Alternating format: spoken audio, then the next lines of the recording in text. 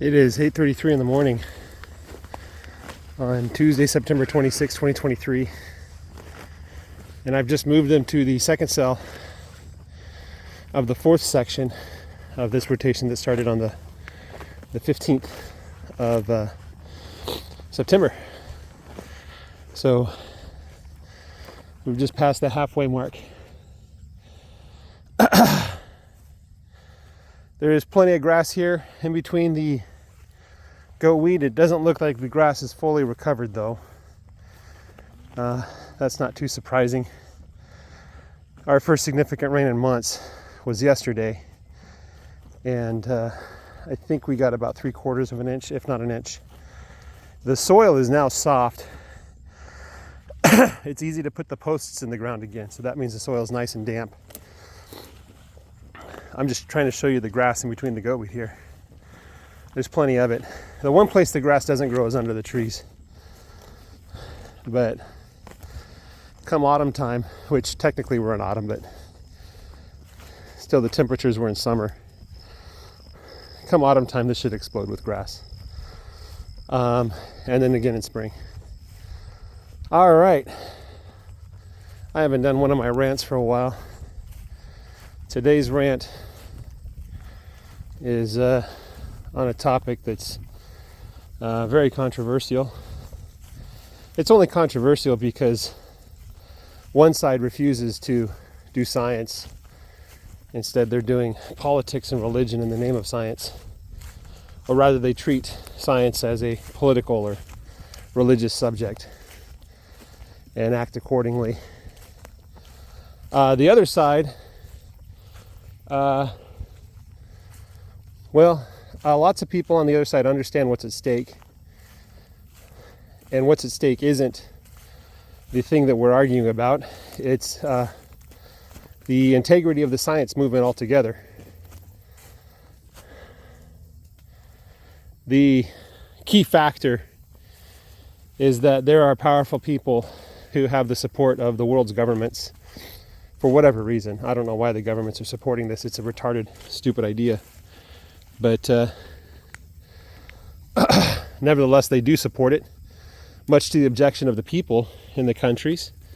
And they enact policies that are insane and twisted and self-destructive, suicidal even.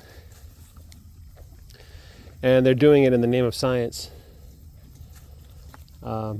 So the risk is that the entire field of science is going to be relegated to the dustbin of history because of the actions of these bad actors.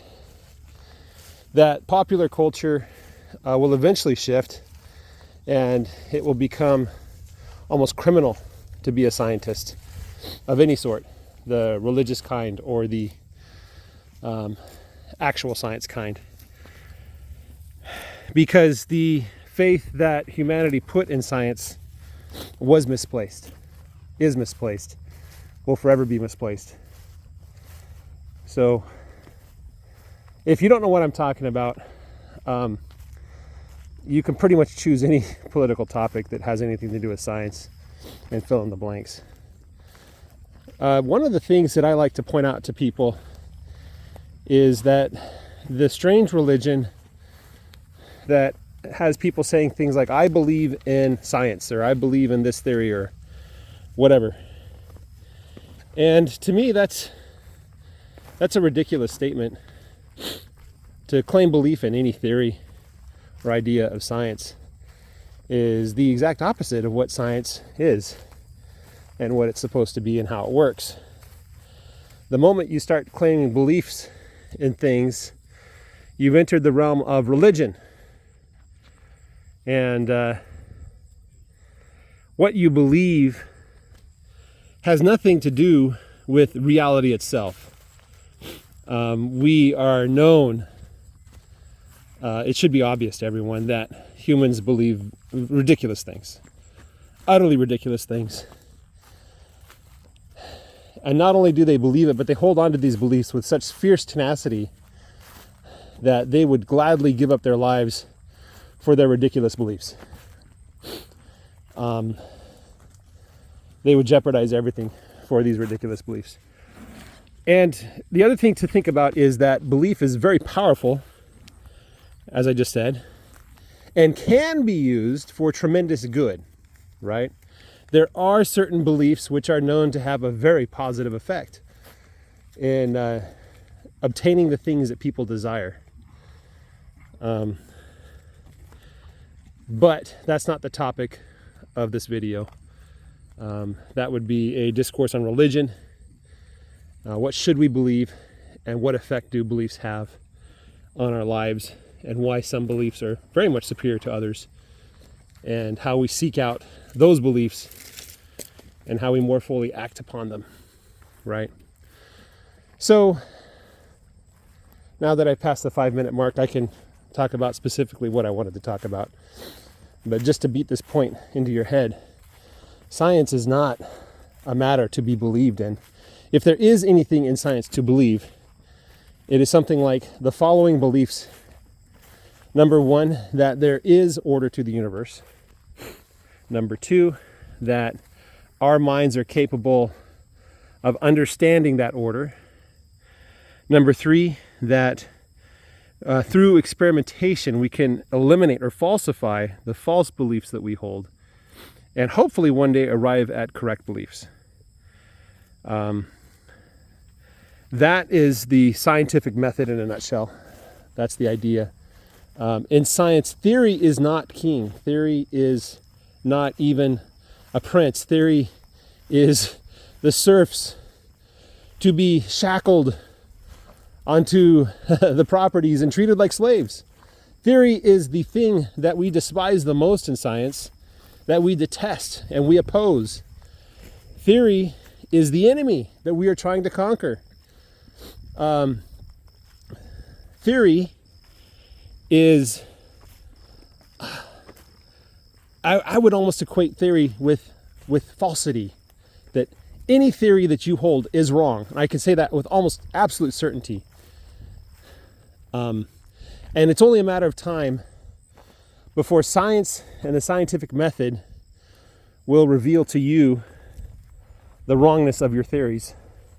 And so to put any kind of weight or belief into your theories, other than their specific purpose to be disproven, is to believe something that will eventually be proven wrong.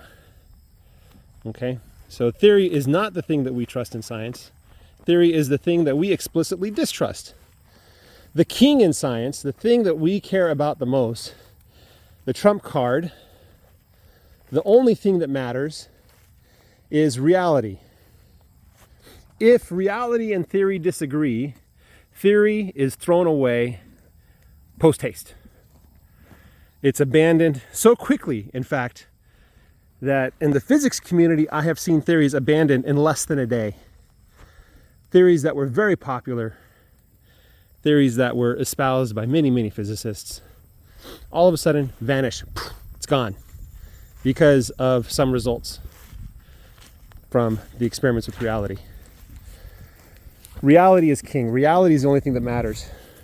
And the way that we test our theories is we do experiments. This cow's pretty friendly. Let me wipe some flies off of you. So, reality is king, not theory. Okay? All right.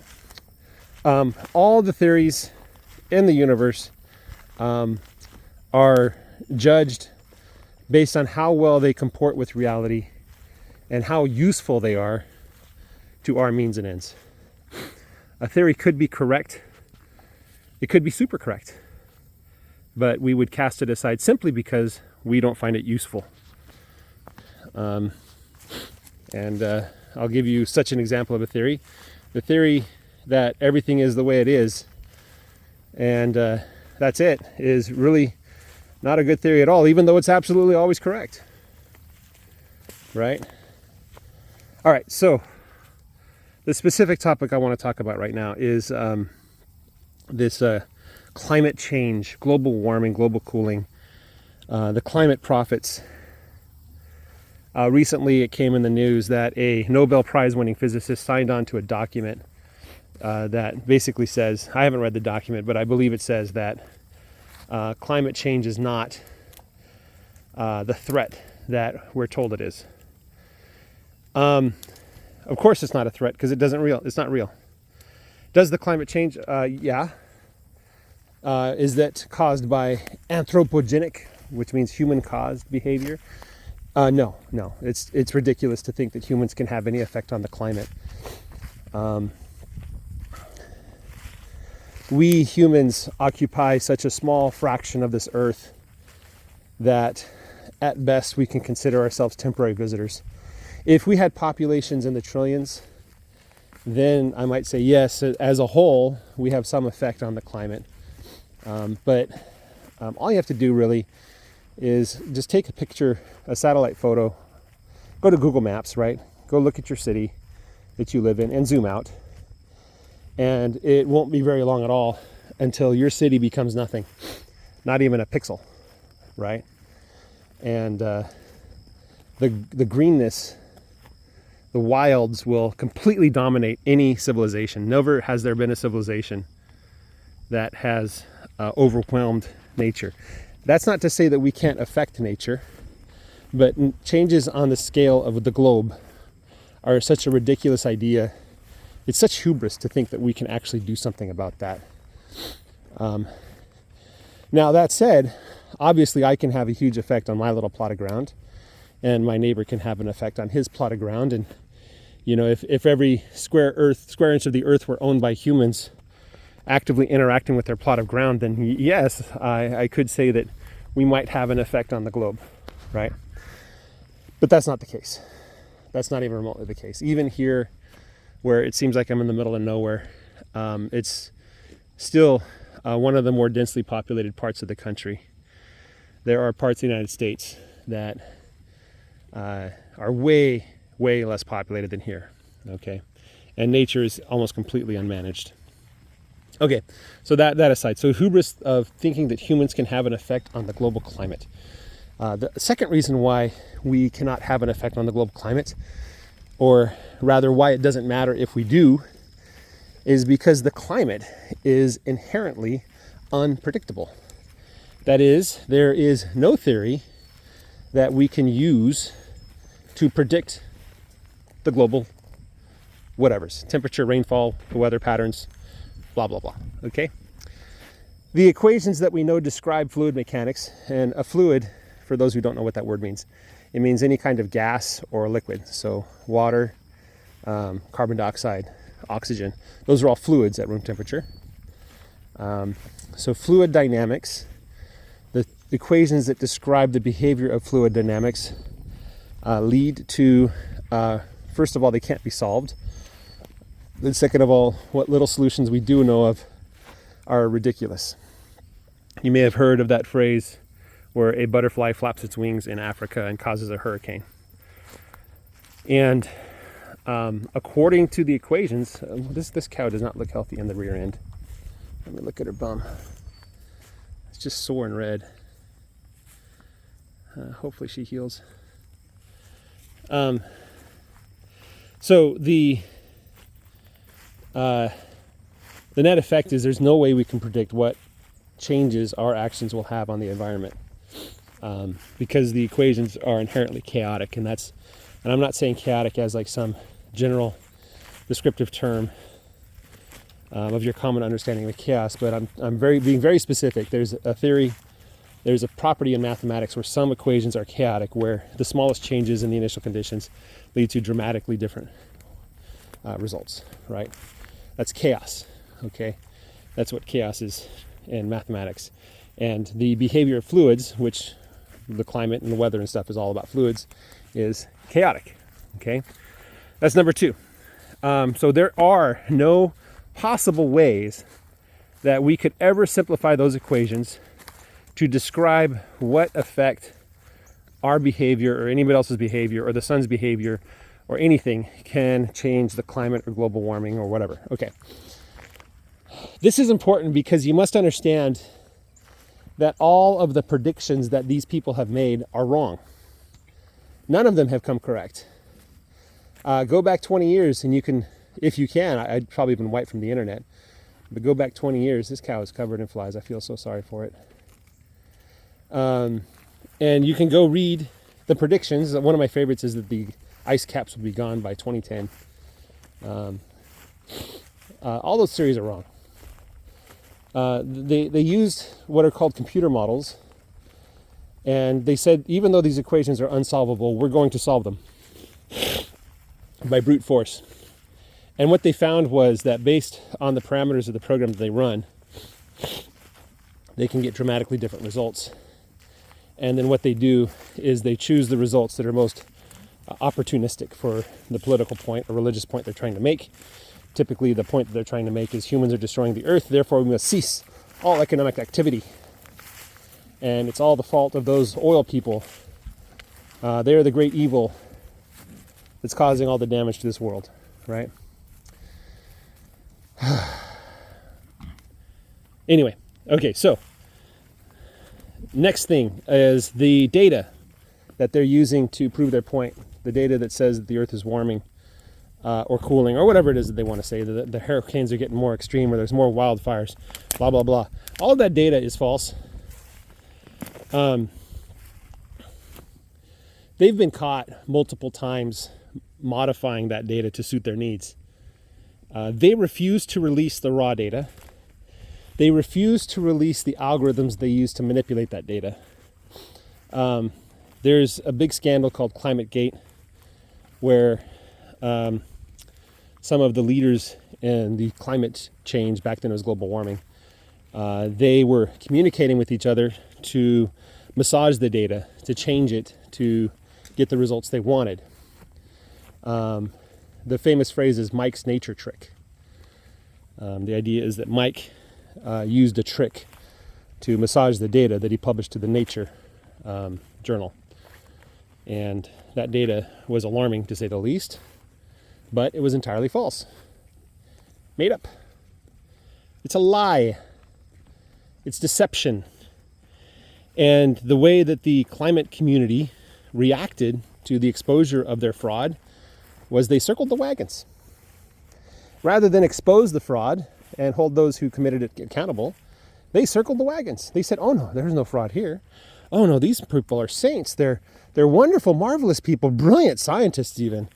And they didn't cheat at all. We've investigated ourselves and we found that we've done nothing wrong. And that's the long and the short of it. That should tell you everything you need to know about these people, who they are and how they operate, and why I feel very confident calling them fraudsters and liars and any kind of dirty word like that in the book. And I would be very much happy to be sued for defamation because I would love to expose their fraud in court and show that no, it's not defamation because it's true. You are a fraud. You have lied. You have deceived to the tune of trillions of dollars. I think at some point the amount of fraud you commit goes beyond simple reparations to holding your own life accountable. I would think that dollar measure is somewhere in the billions.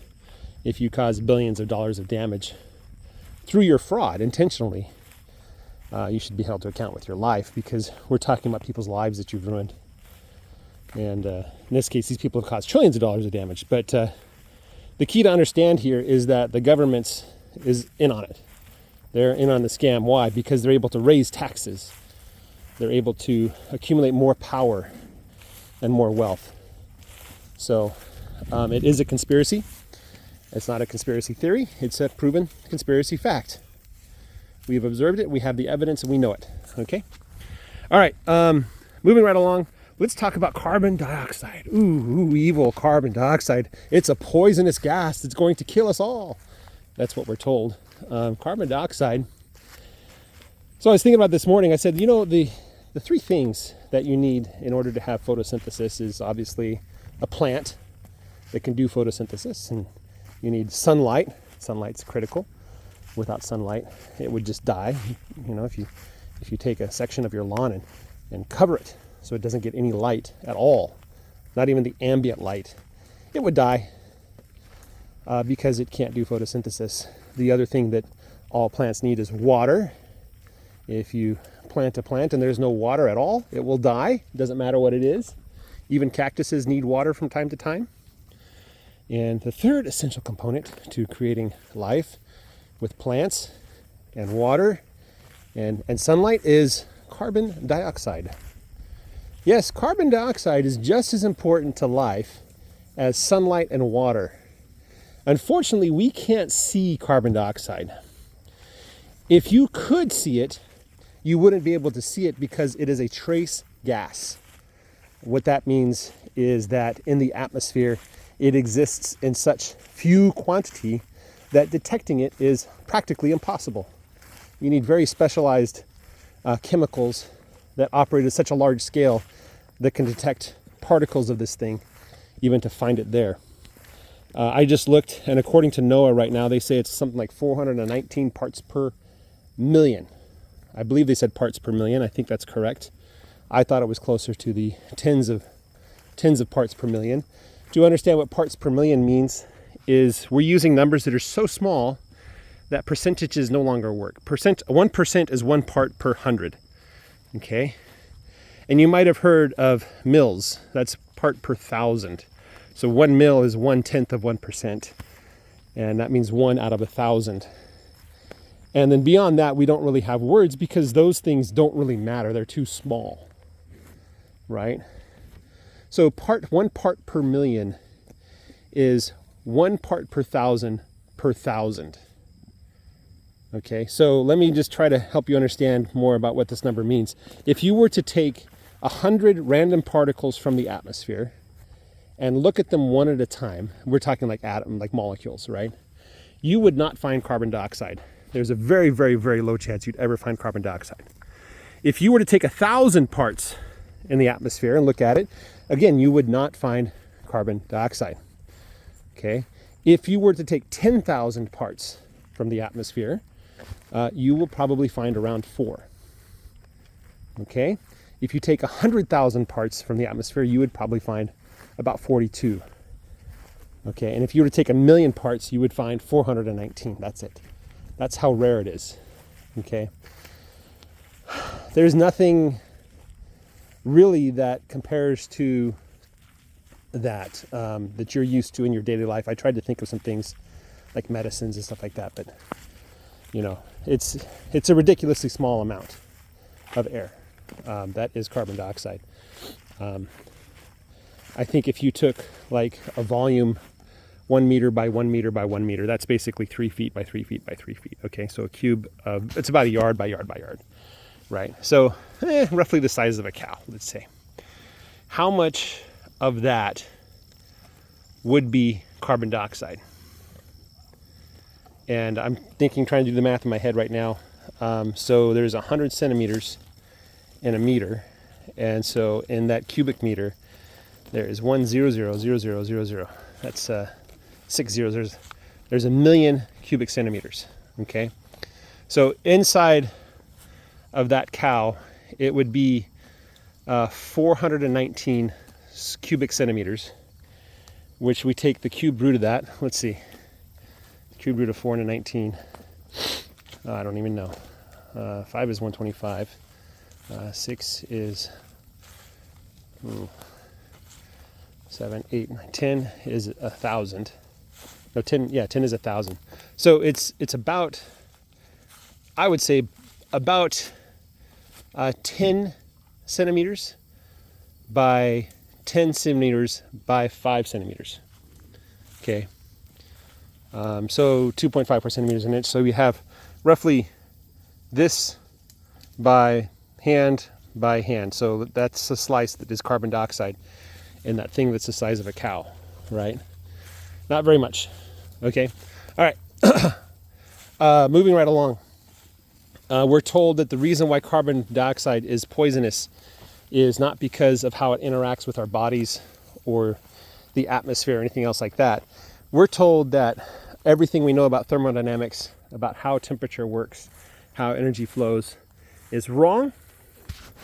We're told that we need to ignore everything we know about thermodynamics, that the equations and the properties of matter that we've measured carefully are irrelevant because carbon dioxide is special. It's different than all the other substances on planet Earth.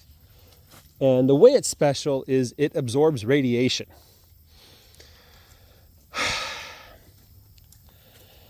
This utter nonsense how do I even begin to describe it? So first of all, throwing away all of the measurements that we've done carefully and the carefully measured properties of all the different substances that we know about. And you can go buy a book. It'll tell you what the thermal conductivity and the thermal mass and everything of carbon dioxide is. And you'll find that carbon dioxide behaves very much, almost similar to nitrogen and oxygen. And so replacing even a significant portion of the atmosphere with carbon dioxide would have basically zero effect. According to the equations, it might slightly cool the Earth because it's slightly more conductive in thermal and heat and all that kind of stuff. But we're told that because carbon dioxide absorbs specific frequencies of light, that we need to ignore all the measured properties of carbon dioxide. This is utter ridiculousness and trash. This is putting theory ahead of observed fact. There is no experiment, and I say this 100% confidently, there is no experiment that shows the greenhouse effect. None, nada, zip, zero. You cannot set up an experiment that will demonstrate that changing the portion of carbon dioxide in the atmosphere will have an effect on the temperature. Because all of the theory is garbage. It's completely wrong. It was developed by a man named Arrhenius back in the 1800s, before we had a good understanding of how thermal physics works.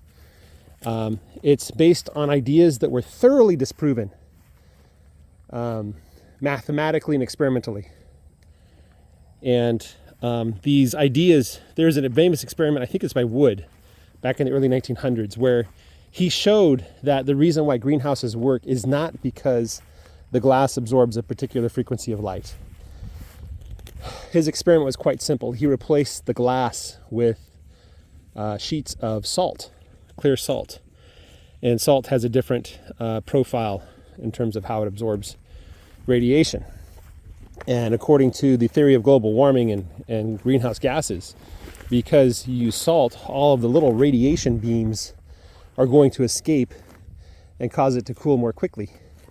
Well, he did an experiment, and he found that there was absolutely no difference between using glass or salt as a window substance, because radiation has nothing to do with how the vast majority of the energy is transferred, and certainly doesn't affect how the math works. The math does not care how the energy is transferred. It just cares that there is energy transfer happening, and it's happening at a sufficient rate.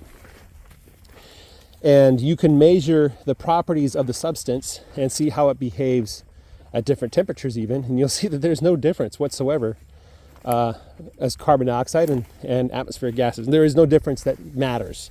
There's a small difference, okay? So experimentally, climate change, global warming, greenhouse gases, it's all a fraud. They've lied about the data. The theories are stupid. They're not even correct. They don't comport anything to do with. They have nothing to do with actual physics and what we understand the universe to do. Theories are never to be trusted at all. Experiment is king, and experiment has already demonstrated to us what the properties of carbon dioxide are. And thus, there is no such thing as global warming. There is no such thing as climate change, at least caused by humans or caused by carbon dioxide. Okay? Carbon dioxide is just as critical to life as water and sunlight. If you deprive my field of carbon dioxide, everything will die. Everything. The plants, the animals, the microbes, the fungus, everything will die. In fact, according to geological records, right, we're looking at rocks, we're seeing what the carbon dioxide level was in the past. Right now, we are at an all-time low in carbon dioxide in the atmosphere.